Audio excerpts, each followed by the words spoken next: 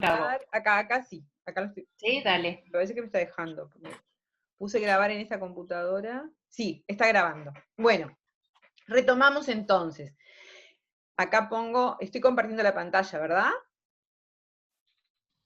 Sí, sí. Bien, Sí. gracias. Entonces les decía que cuando ya hicimos toda la entrada un poco, Mariana, de contextualizar este curso en el trabajo que venimos haciendo de vulnerabilidad social en frontera y cómo vamos, y lo que tiene que ver con la condición fronteriza, ¿no? Con esa identidad, hablábamos en el subtítulo del espacio fronterizo y la construcción de nuevas identidades. Entonces, como en esta identidad fronteriza que tiene que ver con la forma de ser y estar en la frontera y cómo las personas que están en la zona fronteriza, de alguna manera tienen recursos activos, ¿verdad?, que les sirven para aprovechar determinadas situaciones que les permiten contrarrestar las debilidades, ¿verdad? Las debilidades del Estado, que muchas veces no les da garantías de poder cubrir, por ejemplo, las necesidades de toda la población fronteriza. Entonces, desde esta perspectiva, y pensando en esto de la construcción de nuevas identidades, decíamos que hoy vamos a pensar en eso, en esa idea de nuevas identidades, pero desde los actores colectivos, desde los movimientos sociales en frontera. Y lo primero que, cuando volvemos siempre sobre la palabra frontera, sobre el concepto de frontera, y ahí referimos al término conjunción, ¿no? Conjunción que refiere a una unión, cohesión, nexo, ¿verdad? Agregación de algunos elementos. Y si vamos también a la etimología de esta palabra, o la definición de la RAE, perdón. Además del término conjunción, pensamos también la frontera nos remite a la idea de lo transfronterizo, ¿verdad? De distintos conceptos que tienen que ver con esto de lo trans. Entonces, según la definición de la RAE, el prefijo de origen latino trans significa básicamente detrás de, al otro lado de, o a través de, porque nosotros podemos ver la frontera como algo que está enfrente, ¿verdad? Como algo que, con una idea de ruptura, pero también la podemos ver, como es en este caso, desde una perspectiva de conjunción, de unión. Entonces eso nos remite a la cuestión de estar al lado de o a través de. Entonces, si miramos la frontera desde esta perspectiva relacional, nos podemos ubicar a través del otro, en lugar de limitarnos a entender la frontera como lo que se encuentra enfrente, lo que se ubica enfrente. Y bueno, y acá esta imagen de la frontera Río Branco-Yaguarón, que es la frontera que nosotras acá en Cerro Largo más hemos estudiado, o principalmente, ¿verdad?, nos hemos dedicado al estudio de esta frontera. Justamente la idea del puente tiene que ver con la idea de unión. Ya varios autores que ustedes seguramente en el transcurso del curso han ido viendo, nos traen esta idea, ¿verdad?, del puente que une, ¿verdad? Masay habla de fronteras que nos unen, límites que nos separan, y bueno, entonces la frontera como un límite, pero también como esta cuestión de la unión, ¿no? Y como esta cuestión de entender la frontera como lo que está enfrente, como lo que nos une. Y cuando hablamos de los espacios fronterizos, desde esta perspectiva de Valenzuela, un autor que después en todo caso vamos a colgar su texto en el sitio del curso, el espacio fronterizo nos transmite todas estas ideas, desde lo trans, ¿no? Lo transitivo, los transbordos, los transportes, los traspasos, las tranzas, y todo esto tiene, una que ya también lo vieron seguramente la semana pasada con Mariana, tiene connotaciones negativas y connotaciones positivas, ¿verdad?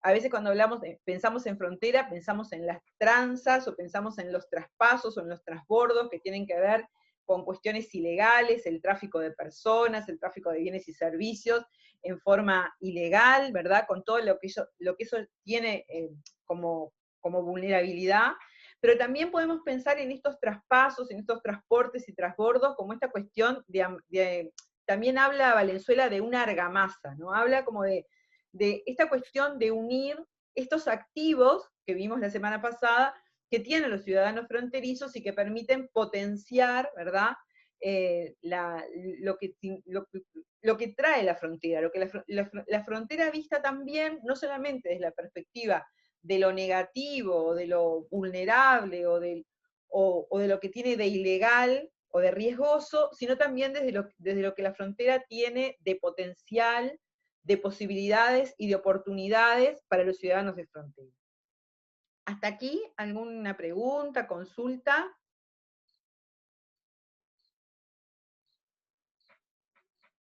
¿Continuamos? No sé, Mariana, si quieres aportar algo. No, estoy bárbara acá viendo, familiarizándome con tu tema de tu tesis, más Bien, allá de las charlas que hemos tenido.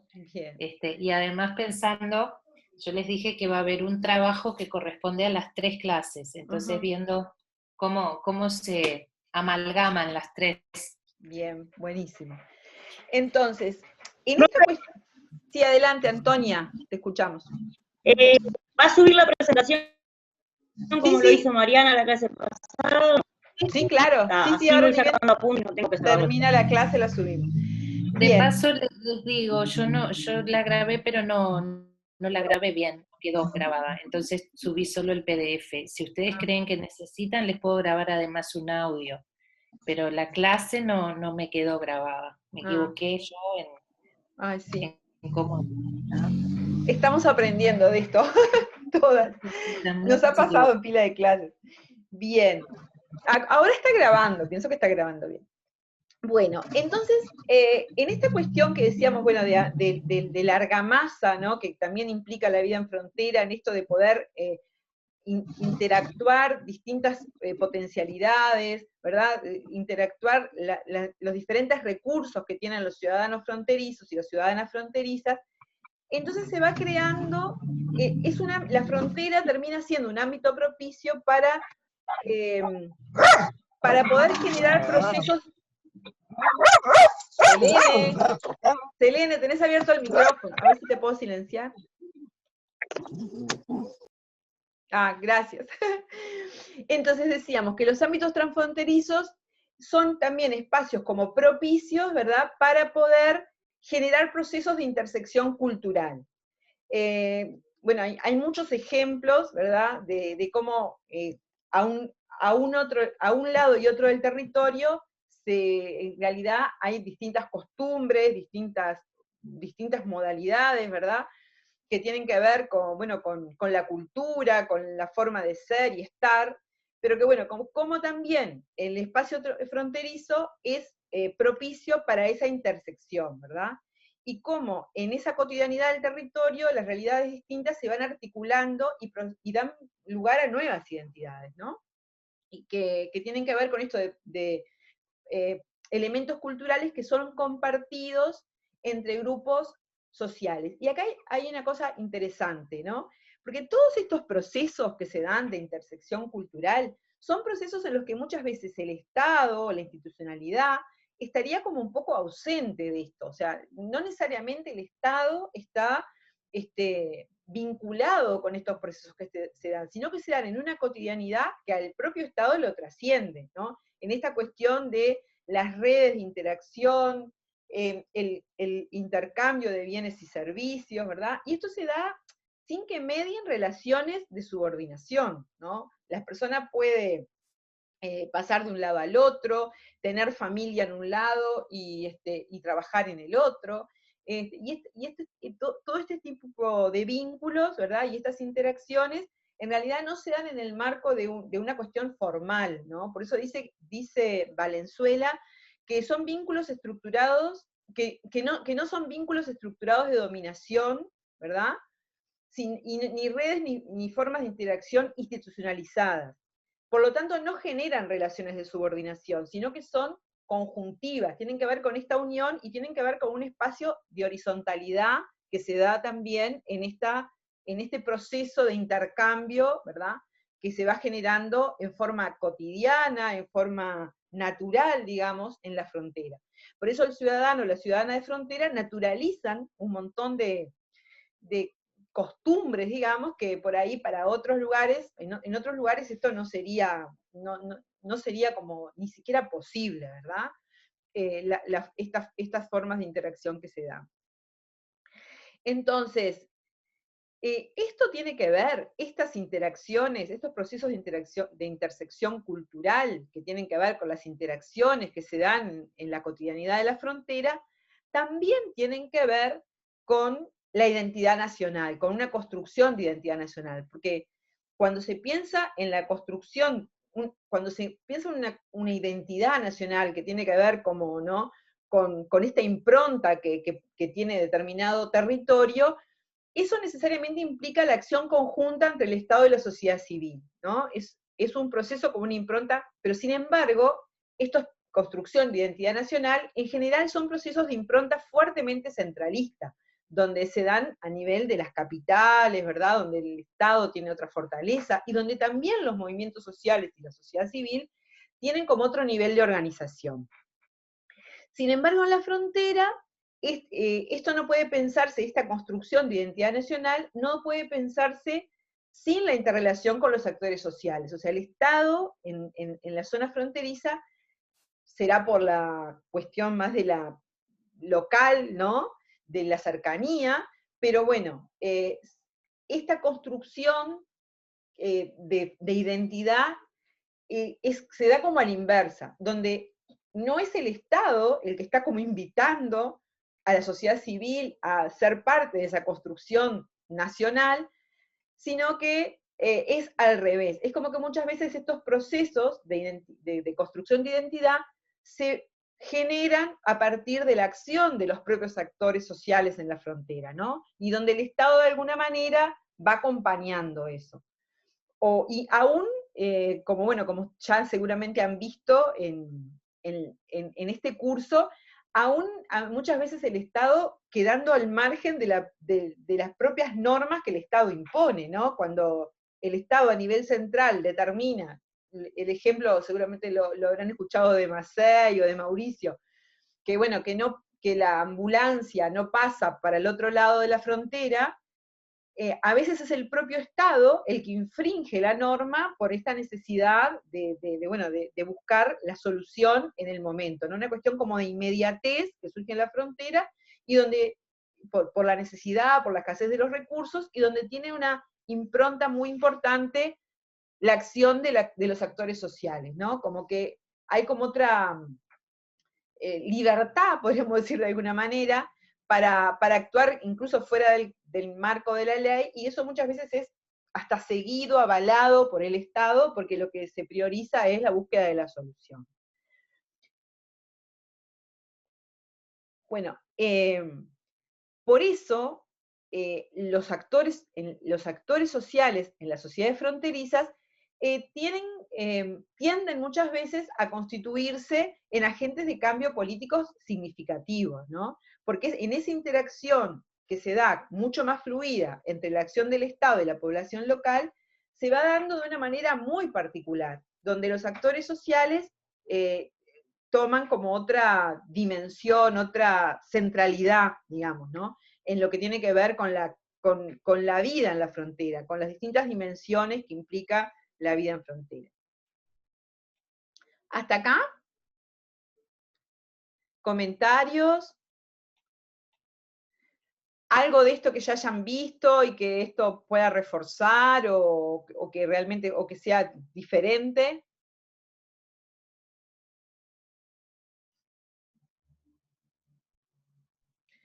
Esto que estamos viendo acá, ¿tiene que ver con lo que ya se ha venido trabajando en el curso? ¿En qué medida lo refuerza? ¿En qué medida? Hola. Selene. Hola. Sí, eso lo que hemos tratado, por ejemplo, toda la parte rural también, de frontera, que Mauricio nos dio unos datos que la verdad que personalmente desconocía, en cuanto por la gente que vive en el campo, tanto en la frontera de Uruguay como en la frontera de Brasil, que es muy poca, cada vez hay menos.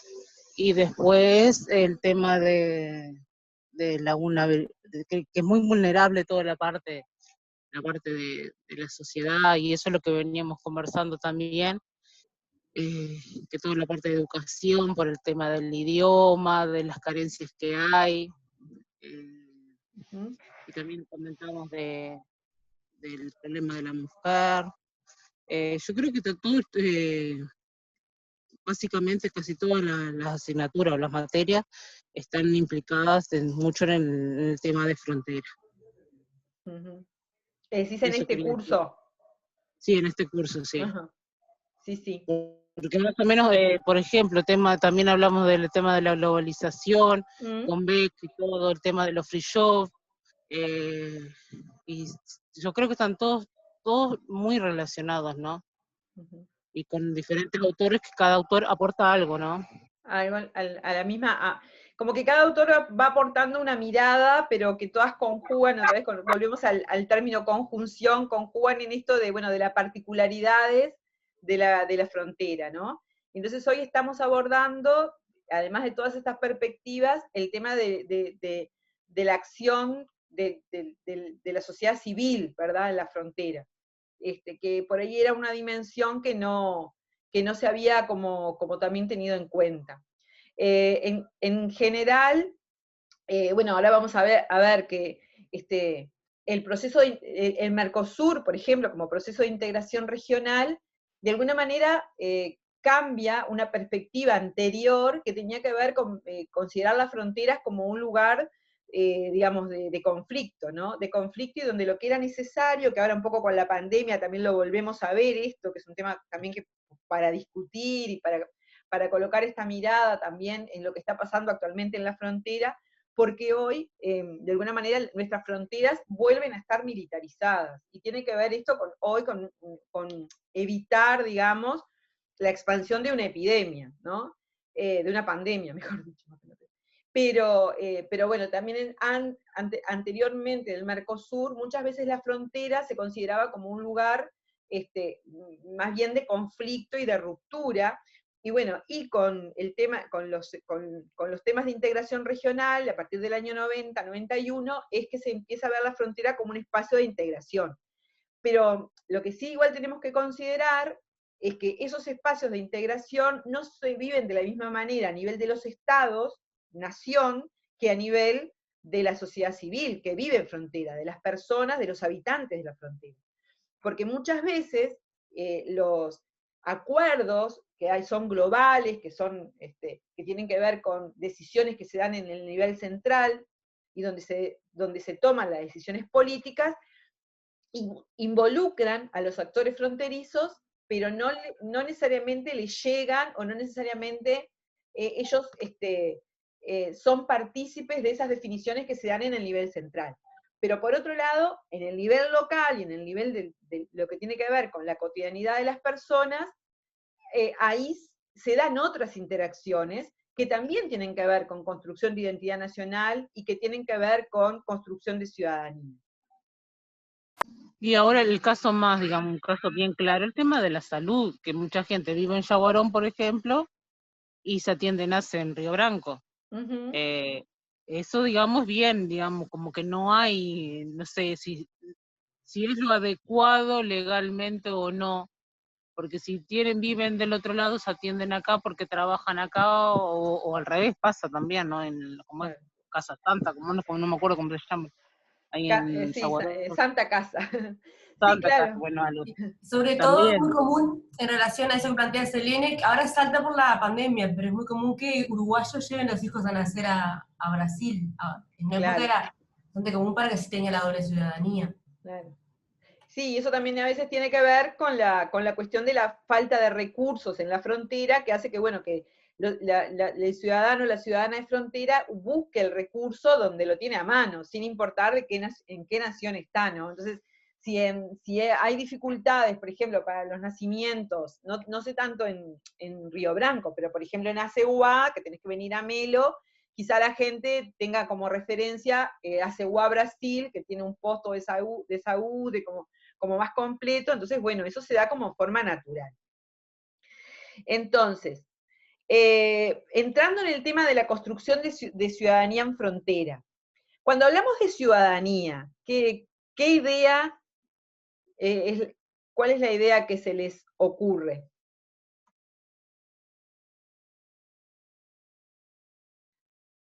términos, ¿verdad? Conceptos que nos acerquen a la cuestión de la ciudadanía. Cuando pensamos en la ciudadanía, ¿en qué pensamos?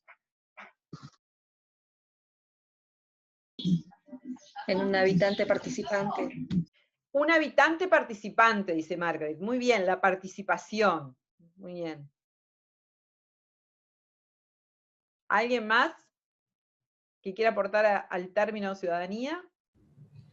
Sí, participación, como decía la compañera, y en la construcción, sobre todo en el ejercicio de los derechos también, y en el acceso a los servicios. Participación, ejercicio de derechos, acceso, o sea, reclamar en todo caso sería, no sé si sería la palabra, pero el acceso a los servicios, ¿no? O el poder dar cuenta bueno, o intercambiar también, ¿no? ¿Cómo, Betina? O intercambiar, además reclamar, o a veces, digo, a veces pasa que de las prácticas después terminan saliendo acuerdos, porque en las prácticas a veces se dan acuerdos así, como decíamos, las prácticas, bueno, van a nacer allá, vienen a atenderse acá, van a tal servicio allá, vienen a tal servicio acá. Ah, ya entendí. O sea, lo que dice Betina, entiendo, es que cuando a veces se dan determinadas prácticas por la vida de los hechos o de la costumbre, después eso que se va constituyendo como una identidad local, muchas veces por fuera de la legalidad, termina convirtiéndose en una cosa legal o en algo aceptado o regulado, digamos, ¿verdad? Porque por la vida de los hechos se va generando como un antecedente, ¿no? Bien, es como ir imponiendo un modelo y ir dando cuenta de una necesidad. Acá en el chat Matías pone derechos y Belén pone voto.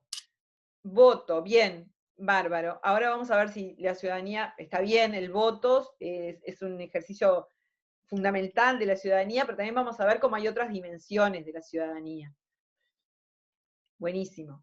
Entonces, lo primero decir que la ciudadanía es un concepto en permanente construcción, que primero que nada tiene que ver con una evolución histórica, también de los derechos, pero también tiene que ver con otras cuestiones como es el territorio. También no es lo mismo la forma que se expresa la ciudadanía en un lugar que en otro, ¿verdad? Depende del contexto, depende de un montón de cosas. Y bueno, y esta cuestión de la historicidad del término ciudadanía y de esta idea de ciudadanía como una construcción social que se va dando en forma permanente, tiene que ver con que, bueno, con que se han ido identificando también nuevas situaciones de exclusión, ¿verdad? De pronto, hace algunos años atrás, por ejemplo, una de las cosas que yo estudio en mi trabajo es el movimiento feminista, ¿no?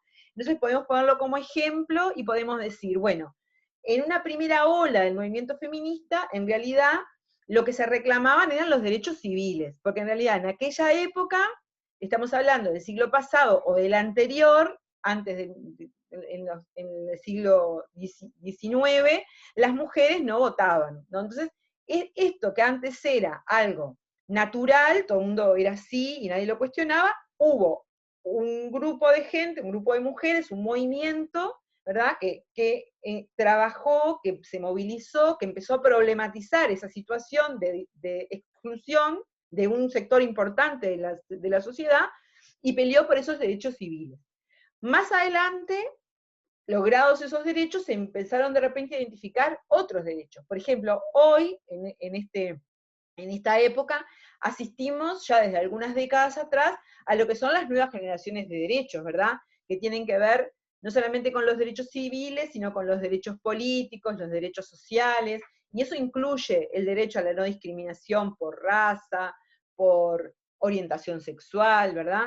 Empiezan a emerger empiezan a reconocerse en la sociedad nuevas situaciones de exclusión y eso da lugar a la producción de nuevas categorías de derechos y nuevas dimensiones. Entonces, hoy mencionaba al movimiento feminista y mencionaba cómo este reconocimiento, ¿verdad?, de nuevas situaciones de exclusión y por lo tanto la necesidad de establecer nuevos derechos, no era algo que surge como de la nada, como porque a alguien se le ocurrió hoy decir, bueno, vamos a darle el derecho a. En realidad, los derechos adquiridos históricamente han tenido que ver, y la ampliación del concepto de ciudadanía, han tenido que ver históricamente con la lucha de los movimientos sociales, y han tenido que ver con cosas que ustedes nombraron recién, como es la participación social, ¿no? Entonces ahí hay un autor que se llama Lechner, que él habla de la ciudadanía política. Entonces habla de, bueno, de la participación social como la acción colectiva de los sujetos, ¿no? Una participación que no tiene que ver con mi yo individual, sino que tiene que ver con un nosotros, con la necesidad de buscar formas asociativas que den lugar a esa acción colectiva. Y cuando yo me junto con otras y con otros, lo que busco es, lo primero que tengo que identificarme con esa otra, con ese otro, es en un lenguaje común, en perspectivas de futuro, ¿verdad? En un proyecto, qué es lo que quiero cambiar, para qué me voy a movilizar, ¿verdad? ¿Cuáles son las cosas que me unen? Entonces, eso da lugar a sociedades más democráticas, ¿verdad? Porque hoy hablaban del voto, y el voto, bueno, todas y todas lo reconocemos como una expresión de la democracia representativa, que es muy importante, es un momento en el que todas y todos somos iguales, y podemos ahí, ahora que también las mujeres votamos en el Uruguay desde el año 34, podemos votar, pero en realidad muchas veces el voto es como esa expresión que yo voto a alguien que me pueda representar en un Estado democrático, pero muchas veces después que voto me voy para mi casa y me olvido, ¿verdad? No, a veces muchas personas ni siquiera le hacen como un seguimiento a lo que pasa, a las acciones que hacen las personas que los representan, o sea, los políticos, las personas que los representan, porque fueron votados por ellos.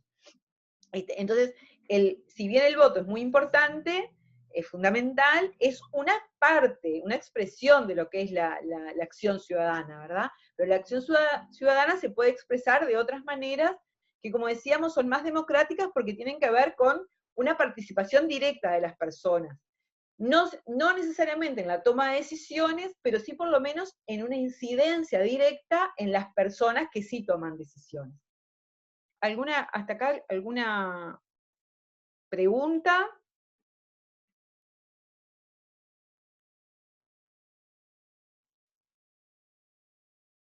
Seguimos entonces. No. Entonces, sí, ¿Selene? No, por ahora bien. Entonces, Gracias. ahí tenemos que los movimientos sociales han tenido un rol histórico, ¿verdad? Eso también. Nosotros, por ejemplo, vivimos en un estado, en Uruguay, ya saliendo un poquito del contexto de la frontera. El Uruguay es un estado que seguramente lo han visto muchas veces, que es un estado benefactor, ¿verdad? Lo que es el estado de bienestar, el típico estado de bienestar, o por lo menos era, bueno, que hay muchas cosas muchas políticas y muchos derechos que ya están como consagrados. Por ejemplo, la educación universal, acá a nadie se le ocurre que tiene que haber un movimiento de personas que se movilicen para que los chiquilines, por ejemplo, tengan acceso a la educación primaria. Eso es algo que ya está como, ¿no? Que ya viene desde el Estado. Sin embargo, hay otras comunidades en otros lugares sobre todo de Latinoamérica, de Centroamérica, donde, bueno, el derecho a la educación, el acceso a la educación de calidad, es como una reivindicación que todavía hoy se lleva adelante por parte de los movimientos sociales. Y por ejemplo, los movimientos de alfabetización han sido los movimientos sociales los que han empezado a alfabetizar para después, como decía hoy Betina, el Estado copie de alguna manera, tome ese modelo y lo ponga en práctica desde el Estado, ¿no? Pero bueno, acá hay derechos que ya están como bastante consagrados y bastante consolidados, y muchas veces esta perspectiva de la participación no la tenemos como tan presente, ¿no? Es un poco lo que, cuando hablábamos de los activos la semana pasada, de las personas que viven en frontera, como también el hecho de que el Estado esté un poco ausente en algunas cuestiones que tienen que ver con la vida en frontera, de alguna manera es como una especie de disparador para que la sociedad se movilice en torno a aquello que le falta, en torno a la búsqueda de soluciones, ¿no? Entonces, los movimientos sociales son protagonistas de la participación política cotidiana y tienen incidencia en cuestiones, justamente lo que decíamos recién, no eficientes de la democracia representativa. decimos, bueno, la democracia representativa, esto de elegir a las autoridades, a los diputados, a los senadores, a los ediles, a las edilas, para que nos representen y sean los voceros y las voceras de las demandas de la población, de la sociedad, no siempre es eficiente, ¿verdad? No siempre es después que ejercemos el voto, no necesariamente toda la sociedad se siente representada en las acciones que después ese Estado lleva adelante. Entonces, ahí es donde está un rol fundamental de los movimientos sociales, en lo que se llama la construcción de agenda pública, ¿no? Que tiene que ver con colocar temas en la agenda mediante la movilización ciudadana y generar así nuevas identidades colectivas, ¿no? Esto de, otra vez, la vuelta a lo que es el actor colectivo.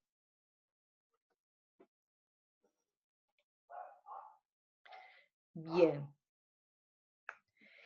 Y en esto, ustedes, antes de seguir, ¿pueden identificar ejemplos a nivel de la sociedad, de las sociedades no necesariamente fronterizas, pero a nivel de las comunidades, tanto Rivera, Cerro Largo, Tacuarembó, pueden identificar movimientos sociales u otros que conozcan a nivel nacional o internacional?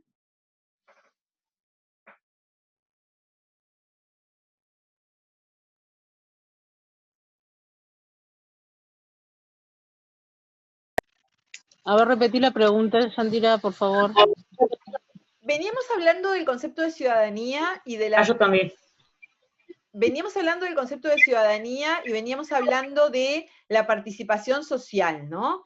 Decíamos cómo la participación social es como la acción colectiva de los sujetos, y entonces ahí decíamos, bueno, primero, cómo las personas se unen, ¿verdad? Se van como buscando, como integrando, para, y qué cosas necesitan para eso. Necesitan tener un proyecto común, un lenguaje común, ¿verdad? Y cómo esta unión de las personas en esta acción colectiva va dando lugar a sociedades más democráticas. Porque si bien nosotros vivimos en una sociedad, por suerte, ¿no? En una sociedad democrática, donde tenemos una democracia representativa, y que a partir de eso, a partir del voto que ejercemos cada 5 años para darle la representación de nuestra voz, digamos, ¿no? A diputados, senadores, ¿no? A los distintos distintas, digamos, dimensiones que tiene el Estado, que serían los que tienen que llevar adelante las acciones que favorezcan a la población, ¿no? Entonces, esto es una democracia representativa. Pero hay muchas veces, cuando esta democracia representativa no es suficientemente eficiente, ¿no? Dice acá un autor, o no representa realmente a los intereses de todos y todas, es que aparecen los movimientos sociales y que tienen un rol muy importante en la participación política cotidiana, ¿verdad? En esto de colocar temas en la agenda, que muchas veces se hace mediante la movilización, ¿no? Cómo se movilizan las personas. ¿Puedo decir un ejemplo, profesora? Sí, claro. Yo creo que el colectivo feminista de la ciudad de Rivera, el colectivo femenino de la frontera, es uno de esos ejemplos, ¿no? Porque si bien recuerdo, algunos años atrás, no recuerdo que hicieran manifestaciones y como ellas lo hacen ahora, reivindicaciones a las leyes y pida de encuentros y de cosas que ahora he acompañado por los medios sociales y por las redes sociales también, porque ellas tienen Instagram, y han salido también en la prensa, y creo que ese es un colectivo que viene creciendo cada vez más, y también dado las situaciones de muchos feminicidios y todo lo que está pasando actualmente, yo creo que puede ser un ejemplo de un colectivo que surgió, que recuerdo, porque antes yo, o sea, hago acuerdo de años atrás y nunca había visto. Entonces es lo que yo estoy acompañando ahora, que creo que puede servir como ejemplo en el caso de la ciudad de Rivera. Exacto, sí, justamente. Ese sería un ejemplo. ¿Y cuáles son? Tú hablabas de acciones, de marchas, hablabas de las redes, del trabajo de redes, y cómo colocan temas vinculados, por ejemplo, con, en este caso, la violencia. Yo, a mí me pasa lo mismo, acá también se ve, ¿verdad, Yandira? Bueno, vos trabajás con eso, pero se ven las mujeres de Río Branco, en las mujeres de frontera de Río Branco, pero yo me acuerdo de otras épocas también de hacer tipo de reclamos, me acuerdo, por ejemplo, en la época de Candiotas, en los 80, y también hubieron movilizaciones y acciones colectivas por el tema de la contaminación. Me acuerdo de haber participado siendo adolescente de una actividad que era para sensibilizar sobre el VIH.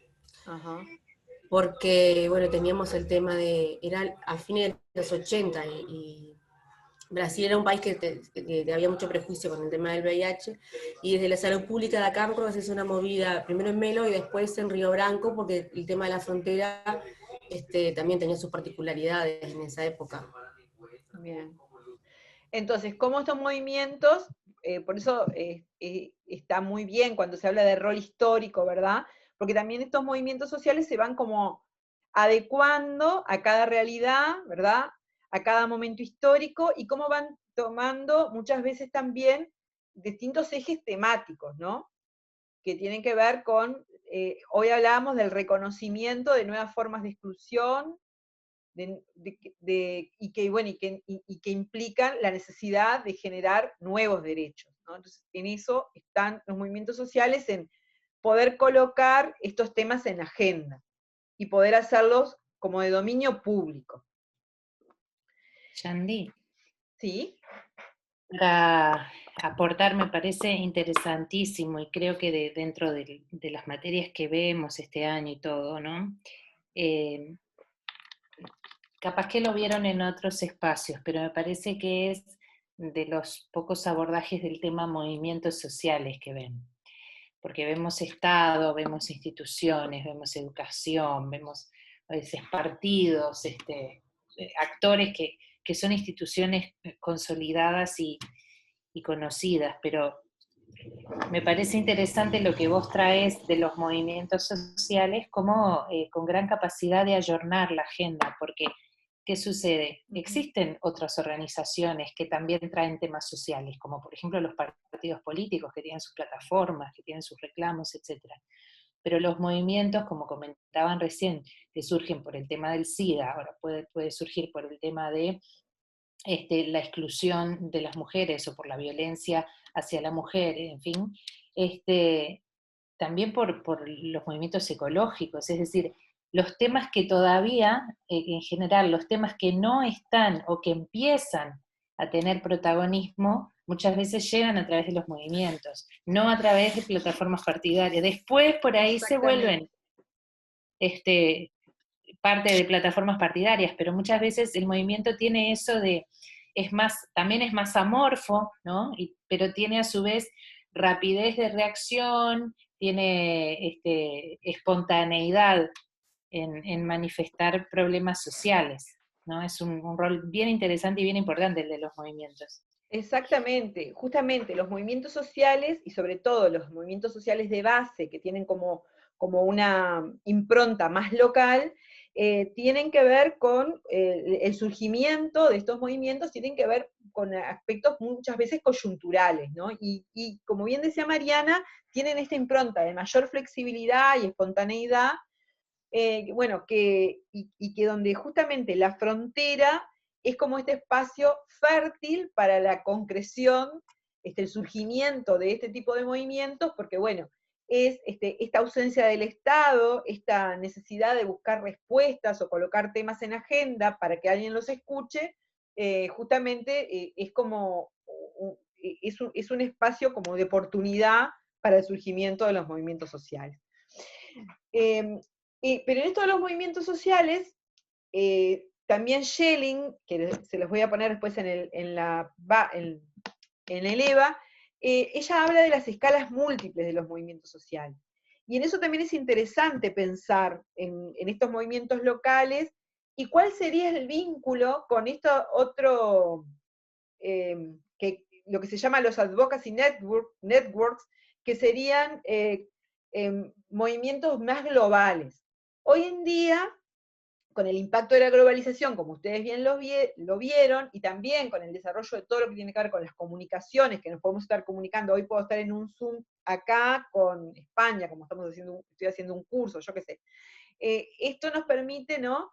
O también nos da como otra, o sea, esto ha tenido un impacto importante en la configuración de la acción colectiva, porque si bien hace muchos años que existen las redes globales, ¿no? Por ejemplo, hay redes sobre todo temáticas vinculadas con derechos de las mujeres, con la educación, con el medio ambiente, pero hoy en día estas redes globales tienen mucho más facilidad de constituirse, ¿no?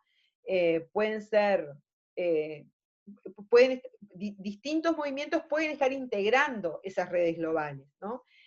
Por ejemplo, cuando pensamos en los advocacy networks, lo que le da más visibilidad a los temas, pensando en una perspectiva de incidencia política y una perspectiva de incidencia con los decisores de la política, serían, por ejemplo, las cumbres internacionales. Ustedes saben, por ejemplo, que la ONU, acá hay una fotito de la ONU en los Estados Unidos, tiene como agencias temáticas que tiene el tema de la mujer, población, medio ambiente, bueno, el tema de las migraciones, el tema de la infancia, es infinito, ¿no? Toda la cantidad de agencias que tiene, el tema de la alimentación, y hay espacios que son de articulación, incluso entre el Estado, la sociedad civil, las Naciones Unidas haciendo un nexo como de intermediación muchas veces entre el Estado y la sociedad civil, y se dan como esas cumbres internacionales donde si bien la sociedad civil tiene un espacio de participación, yo particularmente he participado muchas veces en los foros paralelos, por ejemplo, si se hace una cumbre, por ejemplo, la CEPAL hace las conferencias de la mujer cada 3 años. Entonces, se hace la conferencia de la mujer, y ahí participan en esa conferencia, digamos, todos los actores gubernamentales y las agencias internacionales, pero hay un espacio, un foro de la sociedad civil que está generando, digamos, propuestas para incidir en ese espacio de decisión que tienen en los estados, ¿no? En forma global, digamos, ¿no? Porque los acuerdos a los que se llegan en esos espacios son acuerdos de carácter global, que muchas veces tienen hasta se vinculan, ¿verdad? Se llaman vinculantes, o sea, si por ejemplo, si el Estado uruguayo participó en la cumbre de la mujer, y ahí se resolvió que se va a erradicar la violencia contra las mujeres, ¿no? Eso es un acuerdo que suscribió el Estado uruguayo, entonces después el Estado uruguayo tiene necesariamente que realizar acciones en sintonía con ese acuerdo, ¿no? Bien, entonces, cuando hablamos de las escalas múltiples de los movimientos sociales, para no irnos mucho del tema, es como este ejercicio de la ciudadanía en forma colectiva que hacen los movimientos sociales se puede dar en distintos niveles, en niveles desde lo local, lo nacional y lo internacional. Pero entonces volvemos a la pregunta, ¿cómo incide o qué impacto tiene la acción de un movimiento que se da en la frontera Río Branco-Yaguarón, como el movimiento Mujeres de Frontera, o como el movimiento Mujeres de Frontera del que comentaba la compañera de Rivera, qué impacto tiene en estas acciones más globales, ¿verdad?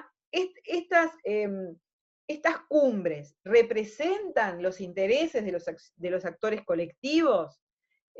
Los actores colectivos tienen capacidad de incidir en esos actores más globales. ¿Qué opinan ustedes? ¿Cómo la ven esa?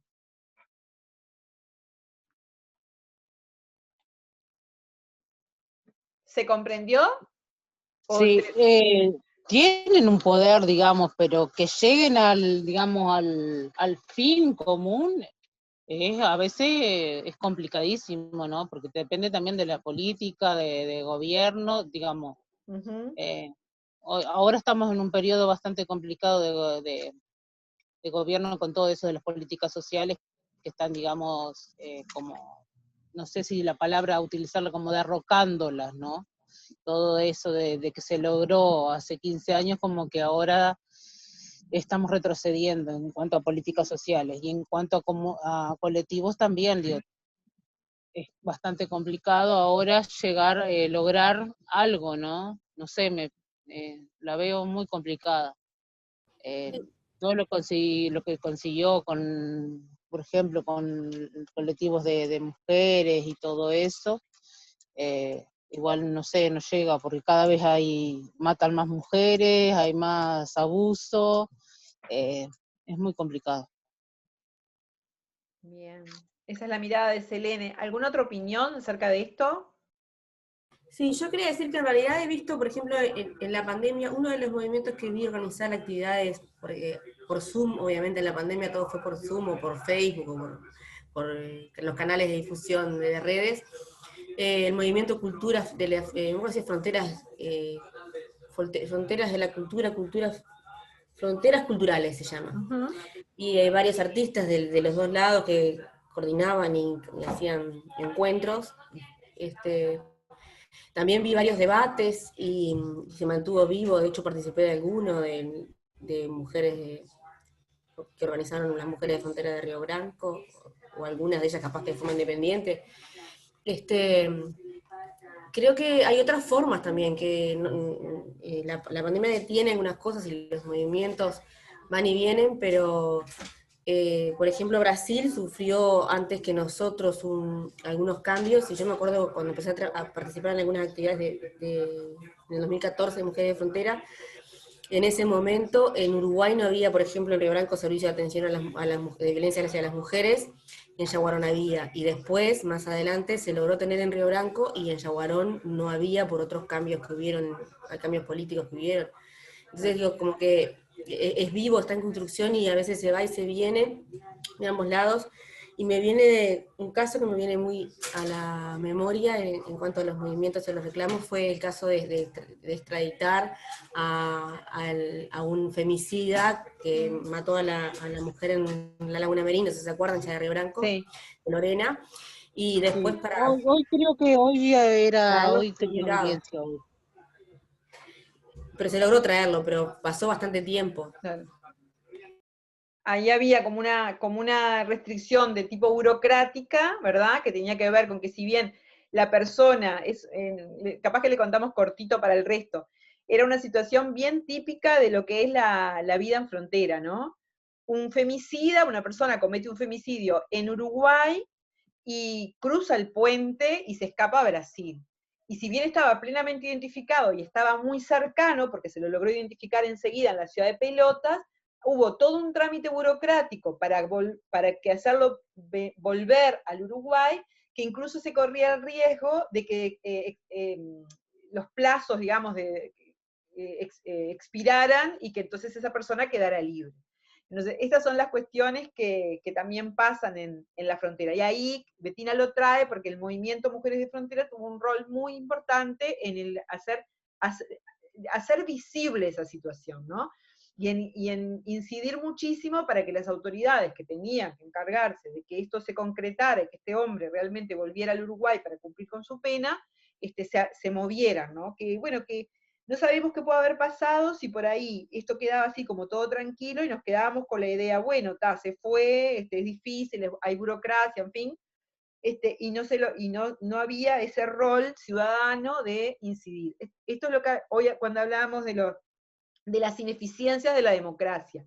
Nosotros vivimos en un Estado de Derecho que supuestamente garantiza, ¿verdad?, los derechos de todos y todas, pero hay determinadas burocracias, trámites, ¿verdad?, determinadas cuestiones desde el Estado que no son lo suficientemente eficientes y que, bueno, ponen en riesgo, por ejemplo, en este caso, que un femicida cumpla con su pena. Y en eso también los movimientos sociales han tenido un rol, ¿no?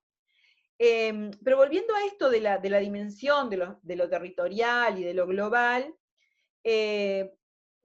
los movimientos existen sobre todo en lo que estudiamos como movimientos más locales. Si pensamos en esa dimensión territorial, son organizaciones de base territorial que, como decíamos hoy, emergen por cuestiones coyunturales y específicas de esa comunidad particular. Entonces, muchas veces no necesariamente eso que pasa en la frontera Río Branco-Yaguarón o en la frontera Santana-Libramento es objeto, digamos, de interés por parte de un decisor de la política pública a nivel nacional y a veces mucho menos de un organismo internacional, ¿verdad? Entonces, en estos espacios de la frontera, se van dando estas prácticas compartidas que van generando nuevas identidades.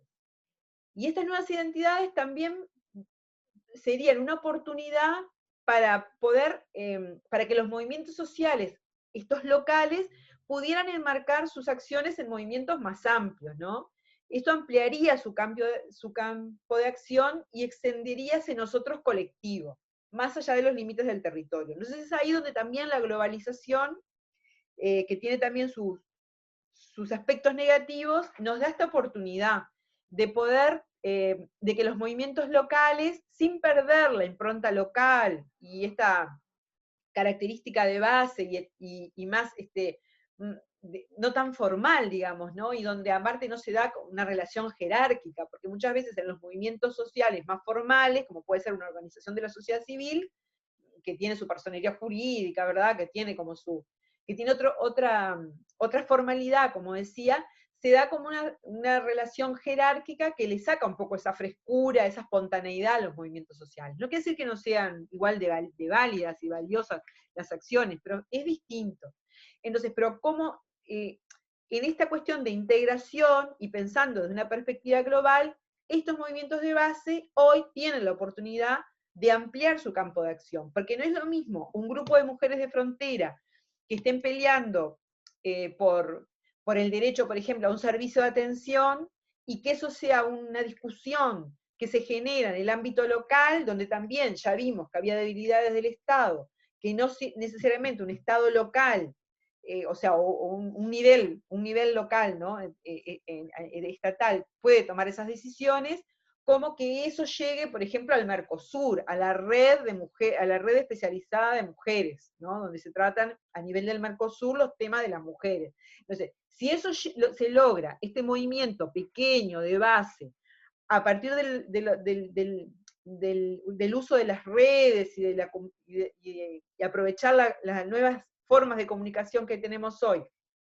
logra hacer oír su voz en otros espacios, ¿verdad?, donde realmente se toman las decisiones y donde están los recursos, ya esa acción del movimiento social toma otra dimensión, ¿no? Un poco se refería a eso. Bueno, y después una cosa que es, bueno, que es clave, que un poco se venía hablando hoy, Sí, por supuesto, Mariana, adelante.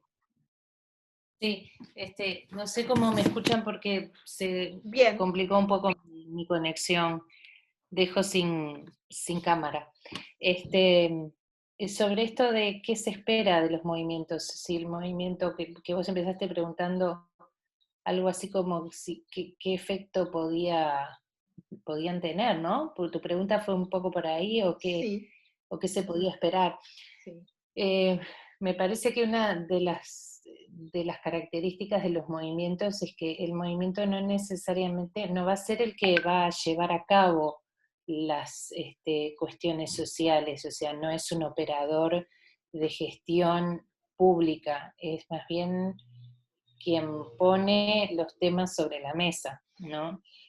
No solo para el Estado, sino para la población en general. O sea, hay determinados temas, no solo que se vuelvan un tema de la agenda del Estado, sino que además haya una sensibilidad pública respecto al tema. Exacto. Porque a veces los temas no existen como problema para quien no los vive. ¿No? Hay muchos, el tema, por ejemplo, de la violencia hacia la mujer, puede haber sectores que no se enteran, que no están cercanos, que no tienen casos, o que no saben que los tienen cerca. Entonces, pila de veces el propósito de un movimiento es también esa concientización, esa sensibilización pública sobre un tema, además de, obviamente, proponer medidas específicas, pero no necesariamente tiene que lograrse. O sea, el éxito de un movimiento no es inmediato, ni muchas veces es muy evidente. A veces es un proceso que lleva años, ¿no? De colocar un tema e ir sensibilizando.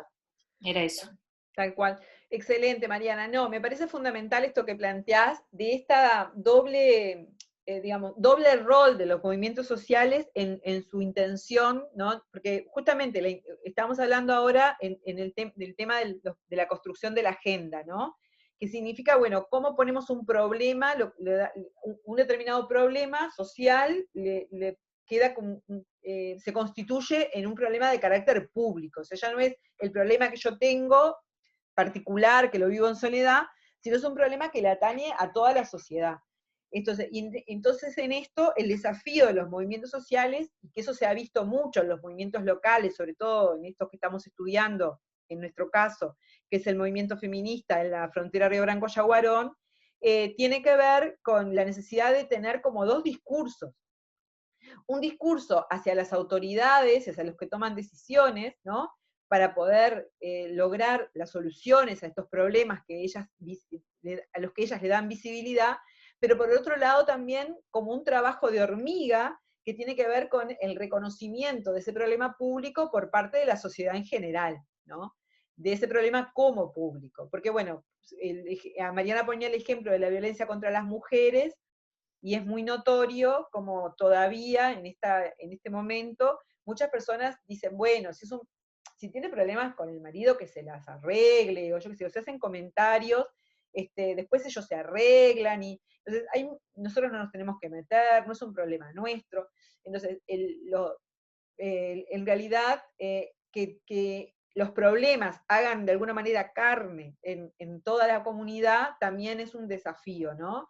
En este estudio sobre el movimiento feminista en frontera, muchas veces las mujeres te dicen, lo que pasa es que nosotras acá en Río Branco o en Yaguarón somos las locas, ¿no? Es como esto de que también tiene un costo muchas veces, que eso también está bueno como analizarlo, ¿no?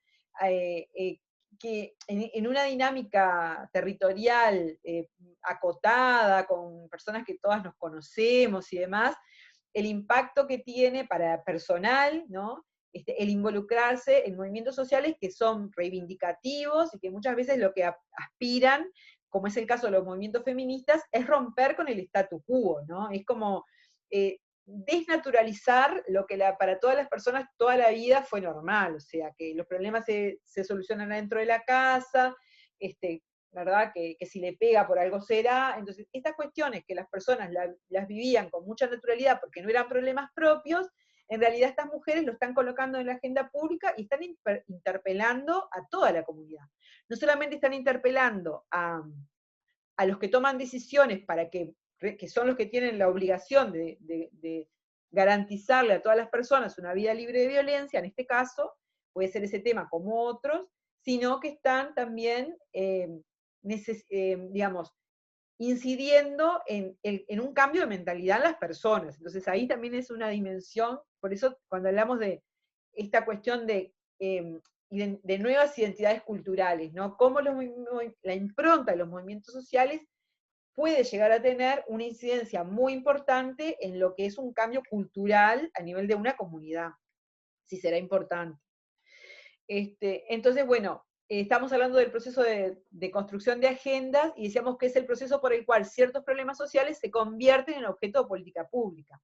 ¿Una política pública qué es? La política pública es la respuesta del Estado a un problema, a un determinado problema social, ¿no? Entonces, en esto que volviendo al tema de la ciudadanía, la construcción, esta construcción de una agenda que tiene que ver con nuevos derechos, con el reconocimiento de otras situaciones de discriminación, de exclusión, que implican una apuesta distinta del Estado para garantizar los derechos de todas las personas, es que, bueno, estos problemas sociales se van convirtiendo en objeto de política pública, ¿no? Y es un proceso de toma de decisiones, y en esa toma de decisiones hay muchas personas que inciden, ¿no? Porque cuando un político, un gobernante, más que un político, vamos a decir un gobernante, va a tomar la decisión sobre si coloca o no un servicio de violencia en Melo, en Río Branco, o lo hace en Durazno, ahí, en esa toma de decisiones, hay un montón de miradas que están ahí confluyendo, ¿no? Pros y contras, y donde en eso los movimientos sociales pueden tener un rol importante, porque si están evidenciando a través de su movilización pública, a través de por ejemplo, datos estadísticos, que puedan decir, no, mirá, en realidad acá en Río Branco hubo tantas muertes, o hubo tantas denuncias, ¿no? Entonces están ahí haciendo peso para que la toma de decisiones se balancee para determinado lado, ¿no?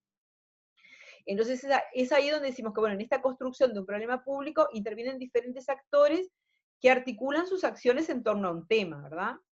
Y bueno, y ese tema justamente sale de lo privado y se coloca en la arena pública, y con todas las dimensiones que tiene. También los movimientos sociales, hoy hablábamos, les decía como en forma anecdótica y jocosa, que ellas muchas veces reconocen que en este caso, por ejemplo, del movimiento feminista, que serían como las locas del pueblo. Bueno, también los movimientos sociales tienen movimientos contrarios, ¿verdad? Entonces, cuando el político, el gobernante, tiene que tomar una decisión, va a tener el que está a favor de determinada cosa, o el que está en contra, o el que inclina la balanza para otro lado, ¿no?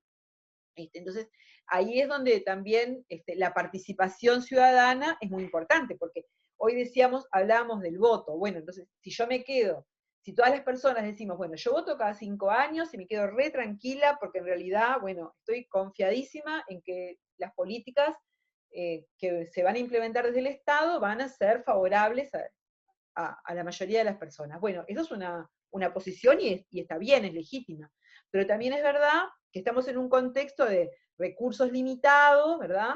Estamos en un contexto de distintas también posiciones, digamos, filosóficas sobre determinados temas.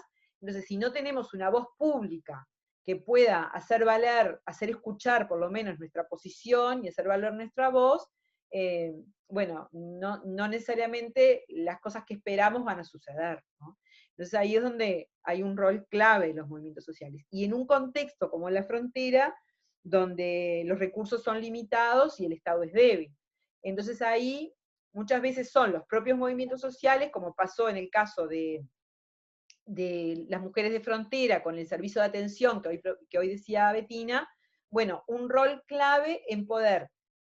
Estábamos en el momento que se implementa el servicio de atención a mujeres en situación de violencia en Río Branco, estábamos en un contexto donde, bueno, donde el Estado tenía compromisos, como los tiene ahora también, ¿no?, con la erradicación de la violencia, y en un contexto de recursos limitados, el Estado se cuestiona dónde va a poner ese servicio. Bueno, ahí hubo un rol clave de las mujeres de frontera en colocar el tema, en hacer llamadas, en hacer movilizaciones públicas, en buscar datos estadísticos, para poder fundamentar la necesidad de ese servicio, y el servicio se concretó. Entonces, si bien, como decía hoy Selene, es difícil, ¿verdad? No siempre lo que los movimientos sociales pretenden se va a lograr, sí tienen un rol fundamental. Y hoy Mariana decía algo que es muy importante.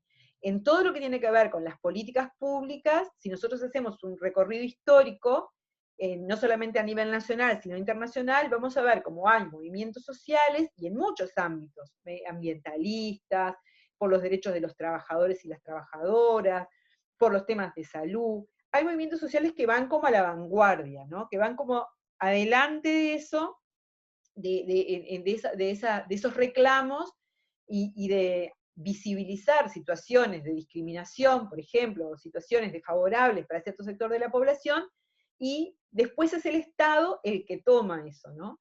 Acá, por ejemplo, a nivel de Cerro Largo, un movimiento que ahora de repente fue cambiando, porque también es verdad que en esta dinámica de los movimientos sociales no siempre va a ser igual el nivel de participación, la intensidad con que puedan hacer propuestas, la capacidad para juntarse, ¿verdad? Esto va a ir variando. A veces las distintas coyunturas también es como algo natural, que nos va afectando a todos y a todas. Pero, por ejemplo, acá en Cerro Largo, desde los años 90, estamos hablando de los años 90, hubo el movimiento Paulina Luisi, que justamente tenía como este objetivo de colocar los temas de las mujeres. Entonces había identificado en una situación que era que las mujeres más pobres, de menores recursos, tenían mucho más embarazos porque no tenían acceso a métodos anticonceptivos. En ese momento no es como ahora, por eso yo decía, muchas veces el Estado provee de determinadas soluciones a los problemas, y eso hace que las personas queden un poco, a veces pensando que eso es algo que pasó siempre así, ¿no? Decimos, bueno, hoy, por ejemplo, tenemos un sistema de salud que garantiza los métodos anticonceptivos para todas las personas, independientemente de los recursos, ¿no? Aunque la persona no tenga recursos, sabe que en el centro de salud tiene acceso a métodos, tanto para varones como para mujeres, bueno, en fin. Hay todas las opciones, y eso es gratis. Lo único que tiene que haber es una concientización personal de que, bueno, de que eso es lo que yo necesito y lo que yo quiero hacer. Pero hace 30 años atrás, eso no era así. Las personas que accedían a métodos anticonceptivos eran las personas que tenían determinado nivel educativo, económico, para comprar los métodos y demás.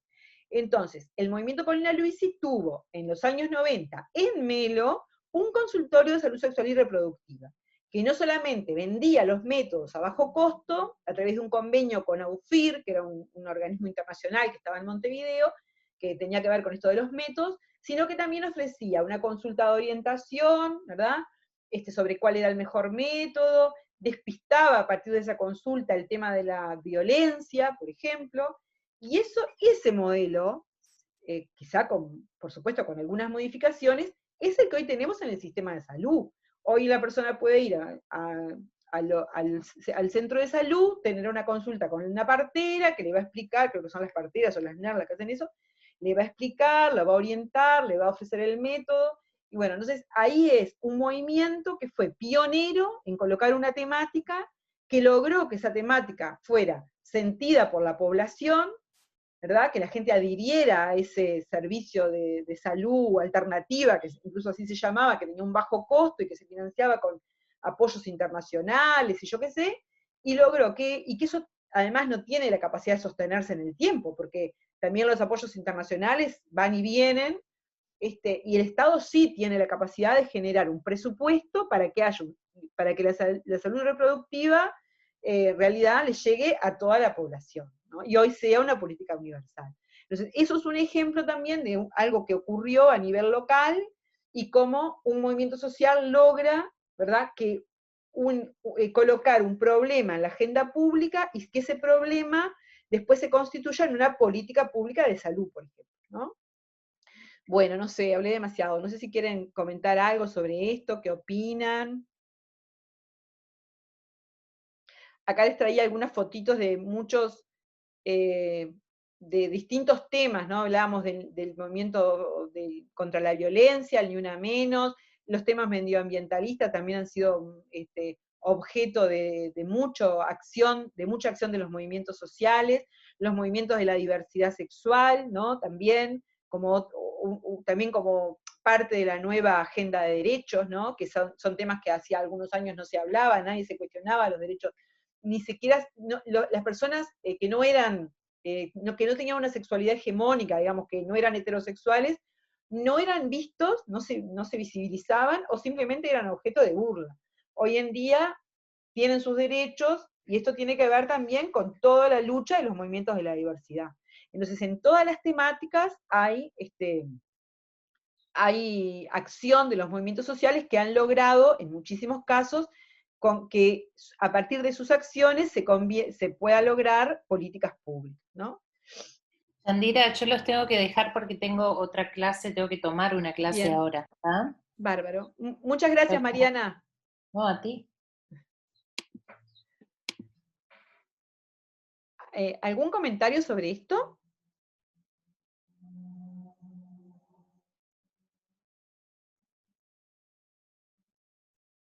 Hola, ¿están ahí? Sí, estamos. Ningún comentario. Sí, estamos, sí. Pero se entiende, se comparte, no se comparte. Sí se entiende, sí, se entiende. Bien. Bueno, bueno, Se comparte, sí, pero se Perdón. comparte plenamente en muchísimas cosas, pero creo que tendremos que ser más mujeres, más jóvenes movilizándose por, digamos, no sabemos lo que va a pasar en el futuro con todas estas cosas que están pasando. Con el tema del COVID va a haber unos cambios enormes después. Dice que esto no se va a solucionar ahora, pero va a haber tantos cambios políticos y sociales que, digamos, nos van a influir. Este tema también, el otro día estaba hablando con una amiga que hace todo temas de medicinas alternativas, y dice que imponente la gente que está con problemas de depresión, de ataques de pánico con todo esto, y eso, digo, se va a repercutir a medida de que vaya pasando todo esto, ¿no? Sí, sí, cada contexto, obviamente que el contexto actual es muy particular, y cada contexto también le pone como una impronta a esta cuestión de los movimientos sociales. Hoy Bettina decía que incluso en pandemia ha tenido la oportunidad de participar en acciones, digamos, que también son públicas, pero que no son necesariamente el estar en la calle. Nosotras concebimos particularmente los movimientos sociales como esta dimensión de la movilización pública en las calles, ¿no? A través de pancartas, carteles. Sin embargo, hoy las nuevas tecnologías también nos dan otras oportunidades, y hay muchas maneras de poder hacer incidencia que no necesariamente tienen que ver con estar en la calle, ¿no? Obviamente que la movilización, las pancartas, los carteles, ese calor, ¿no?, que se siente, pero hay muchos espacios de incidencia. No sé, el poder estar en un programa de televisión, por ejemplo, ¿no? Hoy que todo se transmite, o en una radio. Cuando nosotras con Bettina, que somos parte de un movimiento feminista acá en Cerro Largo, cuando alguna de nosotras nos invitan a participar de un programa para exponer nuestra voz, o cuando un medio de prensa, no sé, filma alguna acción que se implementa y luego la difunde, es una manera también de hacer incidencia, ¿no? Y bueno, y es verdad, y otra cosa que es interesante también colocar, y que sería como tema como de otra clase, ¿no?, que hoy vamos a ir dentro de un ratito ya cerrando, pero está bueno como planteárselo, esta dinámica, esta interrelación entre movimientos sociales y Estado, ¿no? Nosotros, por ejemplo, en el Uruguay, sobre todo, yo creo que eso también tiene mucho que ver con la impronta del Estado y con las tradiciones de cada país. Nosotros en Uruguay tenemos una lógica muy, donde está muy pegado a veces el Estado con la sociedad civil. Y muchas veces los movimientos sociales están como muy a merced de lo que está pasando en el Estado apoya o no apoya a los movimientos sociales, porque es verdad que más allá, para tener voz y poder tener una acción colectiva que sea realmente de incidencia, se requiere, más allá de la que decíamos de los movimientos coyunturales, de la espontaneidad, en la horizontalidad de los movimientos sociales, que es como un valor, ¿verdad? También es verdad que se requiere cierto nivel de organización, infraestructura y de recursos para poder hacer las cosas. Y nosotros acá, en el Uruguay particularmente, estamos bastante habituados a que hay como un apoyo del Estado para todo eso. Y que muchas veces cuando el Estado no está apuntalando eso, se desinfla. Pero podría pasar a la inversa, podría pasar que si estamos en un contexto de recorte, por ejemplo, de políticas públicas y de recorte de programas sociales, también haya como un despertar de los movimientos sociales para poder colocar esos temas, ¿no? Son dinámicas bien particulares y que dependen de las coyunturas y que dependen como del rol del Estado y el rol de la acción local, cómo se configure, cómo se vea. Por ejemplo, en este trabajo que yo vengo haciendo, que yo estoy cerrando con Brasil y Uruguay, con el movimiento binacional que se llama Mujeres de Frontera, que me imagino, Ani, que debe ser muy parecido al movimiento que hay en Santana, en Libramento Rivera, ahí se nota claramente la impronta distinta de los grupos de mujeres que integran la red Mujeres de Frontera en Río Branco y en Chaguarón. O sea, más allá de que la frontera genera esta cuestión de la argamasa que hablábamos hoy, esta conjunción, esta posibilidad de integración y articulación, también es verdad que hay improntas nacionales que pesan, ¿no? Y que por ahí en Brasil, por ser un país federal, descentralizado, no sé, tiene como lo local, tiene otro valor, y entonces la gente tiene como otra, no sé si la palabra es esa, pero como otra independencia del Estado, lo que tiene que ver con sus movilizaciones, y por ahí en Río Branco, que tiene más que ver, si bien está muy lejos de la capital, igual está permeada por esta impronta más centralista. Y no se olviden que si bien Río Branco hace muchos años tiene una junta local, autónoma y electiva, que es de las primeras que hubo en el Uruguay, recién ahora tiene municipio. Entonces, había muchas cuestiones que igualmente la gente sigue como con esa idea de la dependencia con el Estado, ¿no? Que en Brasil no es tan así. Y más allá que son dos contextos muy integrados, Yaguarón y Río Branco, y que este grupo de mujeres justamente ha trascendido los límites políticos y ha logrado constituirse en un actor colectivo, colocando temáticas comunes, y justamente visibilizando la situación de las mujeres en la frontera y reclamando por que se instalen políticas públicas para dar respuesta a esa situación, más allá de esto, igual se nota la impronta diferente. Bueno, comentarios.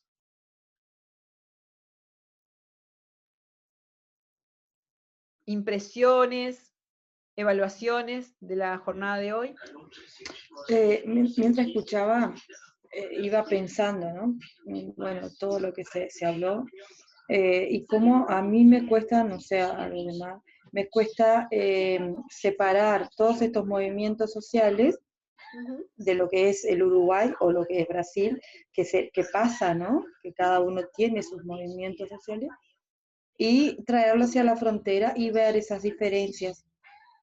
Yo, mientras hablaba, no lograba ver tanta diferencia o no consigo vincular así como si llegan a preguntarme una cosa en parcial, alguna pregunta así. No sé si sé redactar o organizar mis ideas para poder darle la respuesta, porque yo no me quedó claro exactamente la ventaja o la diferencia de esos grupos sociales en las fronteras con relación a los que no son en las fronteras. Porque acá no conozco mucho vivo en Rivera, no conozco mucho el movimiento, tal vez por esa mi ignorancia en el tema, pero lo que veo que son movimientos que no son binacionales, ¿no? En este caso, Frontera, Rivera, Libramento. Son movimientos de Rivera, porque las brasileras, las de Libramento, también tienen sus movimientos. O que una compañera me diga lo contrario, porque así me aclaran las ideas. Entonces no logro entender, porque pensé que desde el principio sería, bueno, cuáles eran las políticas sociales o los movimientos sociales que, y los efectos en la frontera. Entonces yo quedaba pensando un movimiento y a ver, asociaba uno con el otro, y no, realmente acá yo veo como que cada gobierno, cada estado, cada municipio de acá tiene sus reglas, sus movimientos a favor de su política, ¿no? O en este caso de las feministas. Entonces quisiera que si alguien me puede explicar un poquito más, o de repente usted me pueda aclarar un poquito más cómo entender mejor ese proceso no, Bueno, ese hecho en una frontera y no en general. Bueno, voy a empezar al revés, Margaret. Este tema que yo traje hoy es parte de un trabajo es parte, sí, de mi trabajo de tesis, de maestría, donde yo estoy estudiando justamente un movimiento que hay en la frontera Río Branco-Yaguarón, que sí es un movimiento binacional.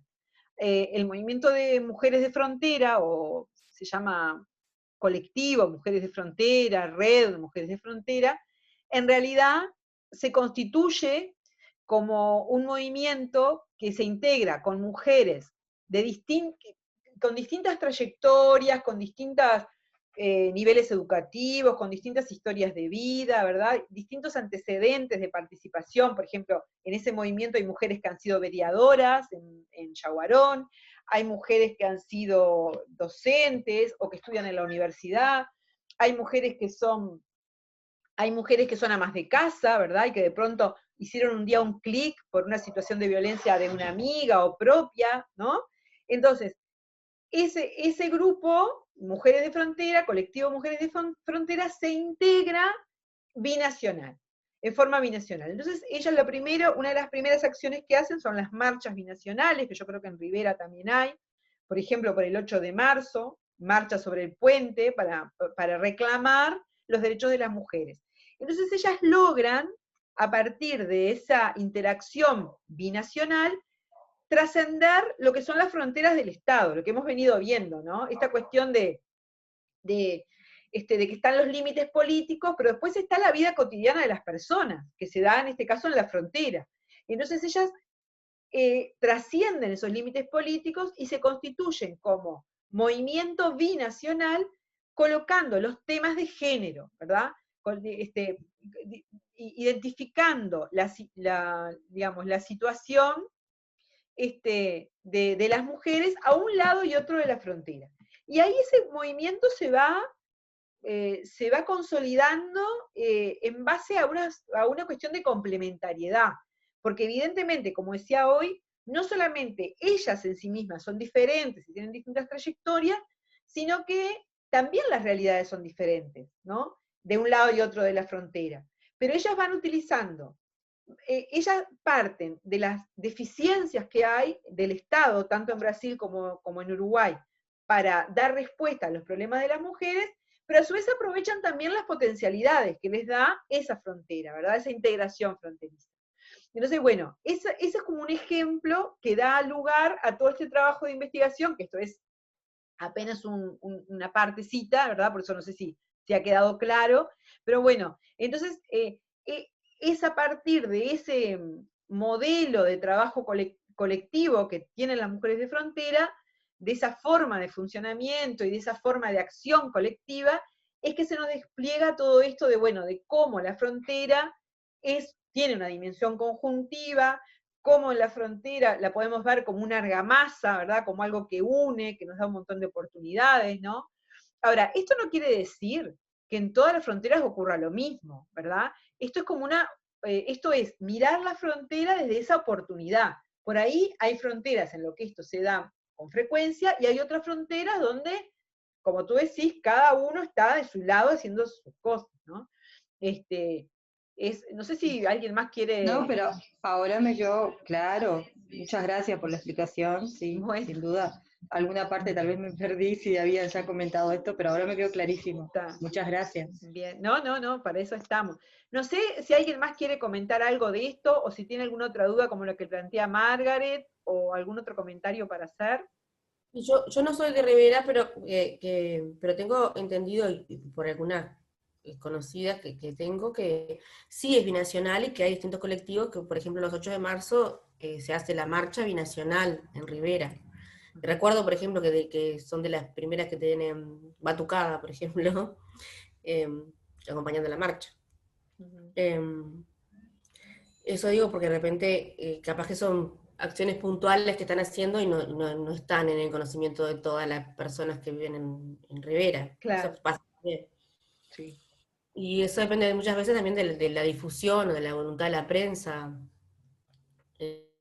También, ¿no? Pero me acuerdo de haber leído este año un artículo en La Diaria que hablaba del movimiento binacional en Rivera. Lo voy a buscar para pasar. Acá, en este que yo estaba compartiendo, a ver dónde lo tengo. Creo que era acá.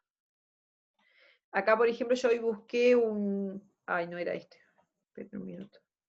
Te cuento por qué me acuerdo. Me acuerdo porque hablaba de la presencia de mujeres migrantes de Latinoamérica, que es algo que acá, por ejemplo, en Mero no pasa, o sea, no hay mujeres migrantes participando de los movimientos. Y me llamó la atención por eso. Claro. Me acuerdo por ejemplo, acá hay una foto del año pasado, bien nuevita, de hace un año, un poco más de un año, que es la Marcha Binacional de la Diversidad Rivera Libramento. Se ve que los temas como pasa acá, diferentes temáticas que son tomadas por los movimientos sociales, se consideran también como binacionales, ¿no? Capaz que ese es un lindo trabajo de investigación, para ustedes, el poder, el poder, el poder identificar si hay algún movimiento binacional en la frontera. En cuanto hacía el planteo, lo que me vino a la mente a mí, que fue a raíz del COVID y los comentarios de COVID, la actividad, se ve que hay bastante actividad binacional en relación a las religiones en Rivera. Ajá. Los comentarios que había, o sea, se ve que hay una actividad que es bastante fluida, y hay un vínculo entre las iglesias, porque fue uno de los, a raíz del COVID que quedó en evidencia, pero sí. obviamente eso sucede siempre, aunque no haya COVID. Está muy bueno el ejemplo que traéis, porque también las iglesias son otra dimensión de los movimientos sociales, porque es un actor social clave, y ahí también muy acertada tu intervención, porque justamente se vio con el COVID, quedó en evidencia la cuestión de la binacionalidad, o de la integración binacional. Bien. Bueno. No sé, yo me quedaría por acá, no sé si tienen alguna pregunta, comentario, me gustaría por lo menos alguna breve, mínima evaluación del tema, y bueno, y la próxima vez con Mariana vamos a cerrar este tema de la vulnerabilidad social en frontera y todo esto que tiene que ver con esta última parte del curso, porque ya después se viene el trabajo final.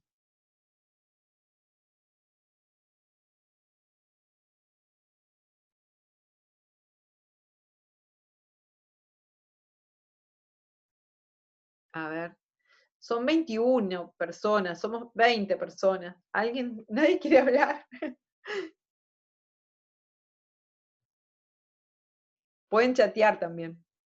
No, profe, muy buena la clase, bien ejemplos bien claros y creo que también un poco con la intervención de Margaret me aclararon algunos aspectos que no tenía bien claros y ta.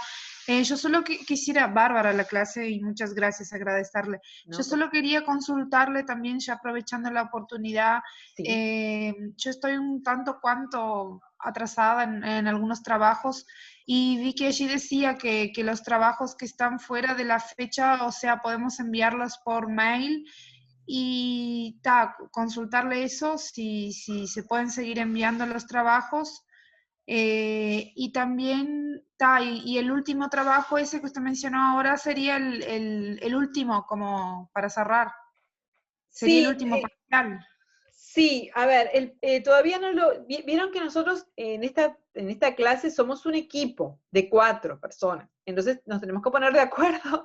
En realidad yo soy la que menos incido porque soy la que estoy con menos participación en el curso, pero el que lo coordina es Mauricio, así que todas estas cosas lo vamos a conversar con él. Con respecto a los trabajos que tú me decís, desde ya te digo que sí, que los que tengan trabajos atrasados los manden.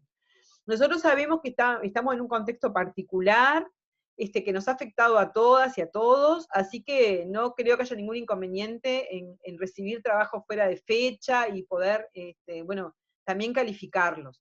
Así que bueno, la duda que tengo realmente es que yo creo que vamos a mandar un pequeño trabajo práctico sobre estos 3 módulos de con Mariana, ¿verdad? Pero que va a ser breve.